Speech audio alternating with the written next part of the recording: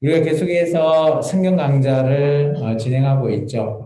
7번째 시간입니다. 오늘은 좀 중요한 내용들이 담겨 있기 때문에 여러분들이 조금 졸립더라도 좀 집중해서 조금 봐주시면 좋겠습니다. 오늘은 구약 성경의 삼각관계에 대해서 말씀드리고자 합니다. 과연 구약 성경이 어떻게 이루어져 있냐? 구약 성경은 이렇게 정의를 한번 내려봤습니다. 우리 앞에 보이시는 부분 같이 한번 읽어볼까요? 시작. 구약 성경은 하나님과 이스라엘 민족의 사랑 이야기이다. 이렇게 딱 짧게 정의할 수 있죠. 하나님께서 이스라엘 민족과 언약을 맺으면서 1000년 동안 사랑을 나누는 마치 부부와 같은 언약을 맺는 그런 사랑 이야기를 다루고 있는 것이 바로 구약 성경의 내용입니다. 그러면 구약 성경은 우리가 보면 여러 가지 언약들이 있습니다. 우리가 잘 아시는 아담이 하나님에게 맺었던 그런 언약들도 있고요.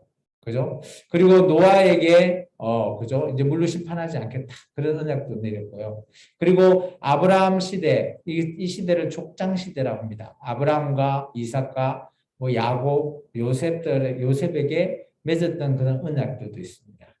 그리고 또 이제 중요한 모세를 통해서 이집트를 탈출하고 나서 하나님의 산인 저 시내산에서 맺었던 시내산 언약. 요 시내산 언약은 다른 언약과 좀 다르게 개인과 1대1 언약이 아니라 민족과 하나님과의 맺은 특별한 언약이죠. 그리고 또 다른 이 이후에 다윗이라고 하는 하나님의 합한 자, 그런 자와 맺었던 언약이 있고요. 그리고 구약 성경에 보면 앞으로 메시아가 너에게 나게 될 것이다라고 하는 메시아의 언약들도 선지서를 통해서 우리가 알게 되고요. 그리고 이스라엘이 다시 회복될 것이다. 우리가 오전에 늘 보면 이사야서를 보고 있는데 거기서도 이런 메시아에 대한 언약과 그리고 이스라엘 회복에 대한 언약들이 다 나오죠. 이제 그런 부분들을 언약을 또 얘기하고 있고요. 또 더 나아가서 이 유대인들뿐만 아니라 이방인들까지도 언약을 맺는 구원의 나중에 구원에 이르게 되는 길을 제시해 놓은 그런 여러 가지 이 한 8가지 정도로 요약해 볼 수 있는데 이 중에서 그래도 우리가 구약 성경 전체 39권을 기준해서 봐야 될 것이 어떤 언약인가 하면 우리는 시내산 언약을 집중해서 볼 필요가 있습니다. 신해산 언약을 통해서 우리가 성경에서 신해산 언약에서 하나님께서 주신 그 내용들, 레위기의 말씀, 십계명, 그게 레위기의 말씀이잖아요.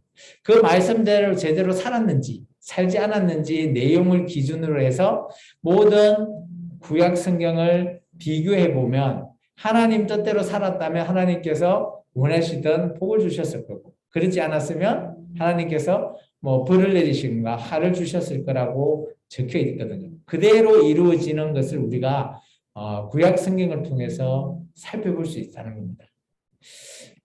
이 구약은 좀 전에 우리가 성경의 말씀을 읽었지만 정말 사랑으로 맺는 두 언약이 등장하는 겁니다. 우리는 좀 전에 31장 32절을 읽었죠. 31장 32절에 보면 내가 그들의 조상의 손에서 애굽 땅으로 인도해 내져서 맺은 것, 이게 구약이거든요. 이 구약도 어때요? 사랑으로 맺었다라는 거예요. 그리고 예레미야 31절에 보면 31장 31절에 보면 이제 이스라엘 집과 유다 집의 새 언약, 이게 신약입니다. 예수님을 통한 유다의 후손인 예수님을 통한 맺는 새 언약을 맺을 것이다 라는 것을 예견해 놓죠. 그래서 이제 구약은 어떻게 보면 내가 그들의 남편이 되었대요. 여기 내는 하나님입니다. 하나님이 그들 이스라엘 민족의 남편이 되어서 맺은 언약, 이 구약이 있는데 이것을 누가 깨뜨렸다고요? 하나님이 깨뜨린 게 아니라 이스라엘 민족, 그죠? 안에 되는 이스라엘 민족이 깨뜨려 버렸다라는 것을 얘기해요. 그래서 31절에 보면 새로운 언약, 예수님과의 통한 새 언약을 또 맺을 것이다라는 예언까지 담겨 있죠. 그래서 어떻게 보면 하나님과 맺는 구약과 신약은 사랑으로 맺어지는 언약이다라는 것을 보시면 됩니다. 그럼 구약을 좀 구체적으로 보면 시내산에서 맺은 언약이잖아요. 이게 부부 언약으로 우리가 살펴볼 수 있습니다. 가장 첫 번째 시내산 언약의 첫 언약은 레기 26장 46절에 등장합니다. 여호와께서 시내산에서 자기와 이스라엘 자손 사이에 모세를 통하여 세우신 규례와 법도와 율법이다라고 얘기했습니다. 이때가 첫 언약 시작입니다. 그리고 나서 이 언약이 이제 우리가 법을 보면 법을 제정하면 그 법이 제정되고 이제 시작하면 그 법에 의해서 살게 되는 거죠. 근데 그 법대로 잘 살았는지 안 살았는지는 뭐 좀 시간이 지나야지 알 수 있듯이 오늘 이 첫 언약 이후에 오늘 예레미야 우리가 2장 12절에 보면 800년 정도 지난 이후의 모습을 예레미야가 얘기합니다. 하나님께서 예레미야에게 말씀하셨는데 너는 가서 예루살렘에 귀에 외쳐라. 여호와께서 이렇게 말씀해 줬다라고 합니다. 내가 너를 위하여 내 청년 때, 이게 시내산에서 맺었을 때는 어떻게 보면 청년일 때의 모습을 얘기한 거죠. 그러면 예레미야 때는 어느 정도 시간이 지난 것을 얘기하죠. 근데 그 시간이 한 800년의 시간 정도로 추정해 봅니다. 이내와 내 신혼 때의 사랑을 기억하느니 곧 씨 뿌리지 못한 땅, 그 광야, 이 광야가 민수기 광야를 이야기하는 겁니다. 나를 따랐다. 이게 신혼의 첫 그 광야의 생활, 그런 것을 예레미야가 얘기하고 되고 또 다른 선지자를 통해서 또 이 시내산 언약을 말하고 있습니다. 그게 이사야서 54장입니다. 뭐 두려워하지 말라라고 얘기하면서 이렇게 얘기하죠. 이는 너를 지으신 이가 내 남편이시다. 이스라엘 민족에게 너를 지은 이가 네 남편. 이게 하나님을 남편으로 소개한다는 거죠. 그래서 어떻게 보면 시내산 언약은 남편과 아내가 서로 사랑하고 결혼을 한 그 언약의 관계를 말하고 있는 겁니다. 더 나아가서 천년이 되었습니다. 우리 말라기 말씀이죠. 천년이 된 이후에 또 말라기 선지자가 이렇게 얘기합니다. 너희는 내가 호렙에서 온 이스라엘을 위하여 내 종 모세에게 명령한 법. 이 법이 뭐예요?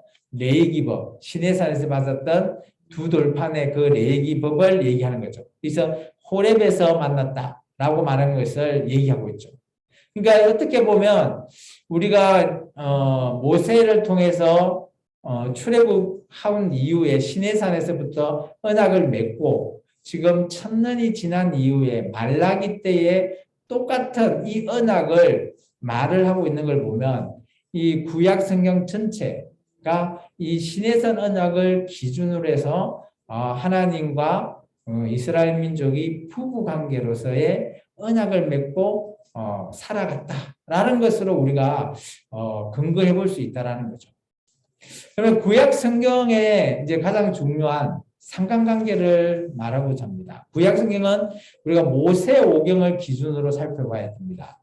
모세오경에서 창세기는 우리가 결혼으로 이것을 비유해 보면 신랑을 소개하는 하나님을 소개하는 신랑 소개가 창세기, 그리고 출애굽기는 말 그대로 시내산에서 하나님과 언약을 맺는 결혼식 장면을 떠올리시면 되고요. 그리고 레위기는 하나님께서 모세를 통해서 두 돌판을 줬죠. 그게 결혼식 서약입니다.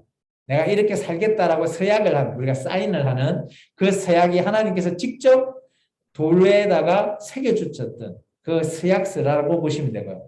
그리고 민수기는 이제 어떻게 보면 우리가 결혼식 끝나고 나면 신혼여행을 가죠. 그죠? 그 신혼여행 과정, 이게 여행이 돼야 되지만 여행이 아니라 훈련이 되어버리는 그런 좀 안타까운 모습이 있죠.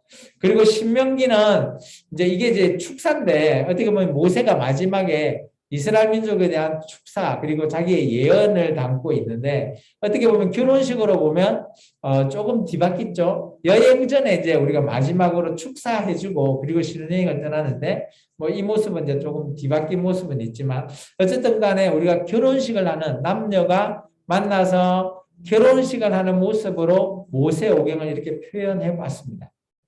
그래서 우리가 가장 중요한 내기 그리고 결혼 서약 부분이 참 중요하죠. 자, 이렇게 우리가 결혼을 하고 난 이후에 이제 삶을 살아야 되잖아요. 그죠? 이게 신혼의 달콤한 삶을 표현하고 있는 것이 바로 역사입니다. 근데 이 역사가 달콤해야 되는데 천년 동안 아픈 결혼 생활이 되어버리죠. 참 안타깝죠. 하나님 입장에서. 천년 동안 그죠? 티격태격 싸우면 어떻게 해야 되죠? 집사님? 이혼할까 말까 고민하죠. 그런데 이혼 못하는 이유가 뭘까요? 그러죠. 뭐 때로는 그놈의 증 때문에, 때로는 그러면 자식 때문에. 그래서 오늘 그럼에도 하나님께서 이혼 못하고 기다린 이유는 바로 이 시가서, 욥기, 시편, 잠언, 전도서, 아가서 뭐 이런 것을 통해서 또 그리고 뭐 룻기 이런 사람들을 통해서 그럼에도 기다려보는 이유가 있다라는 거예요. 그래서 그래도 도저히 안 되면 어떻게 해야 돼요? 이제 요즘 같으면 이혼해야 되죠. 이혼하려면 누굴 만나야 되죠? 아니, 변호사를 만나야 되죠. 이혼을 담당하는 변호사와 상담이 필요합니다. 그것이 선지서라고 보면 됩니다. 그래서 이 구약의 상관관계는 모세 오경으로 시작되고 그 중에 가장 중요한 결혼식 서약.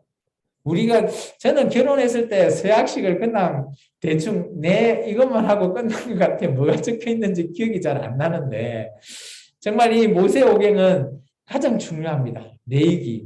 이礼儀대로 살지 안 살았는지가 정말 중요한 삶이고 이대로 살지 않았기 때문에 이혼 변호사인 선지자를 보내서 돌아오게끔 그렇게 계속 애를 탔죠. 그래서 이 관계를 천년 동안 하나님께서 살아보신 거죠. 그래서 하나님이 참고 해도 도저히 못 참아서 하나님께서 이들을 떠나버리시는 안타까운 마무리로 구약 성경이 마무리됩니다. 참 우리가 이렇게 구약 성경을 이제 다음 주부터 볼 건데 참 이런 안타까운 모습, 이런 모습을 우리가 좀 염두에 두고 그리고 중요한 그죠? 성경의 이런 상관관계를 좀 생각해 두고 성경을 살펴보면 성경이 어떻게 이루어지고 누구를 기준으로 이루어지는지를 우리가 쉽게 살펴볼 수 있으리라 추측됩니다. 기도하겠습니다. 주님 감사합니다. 오늘도 귀한 말씀으로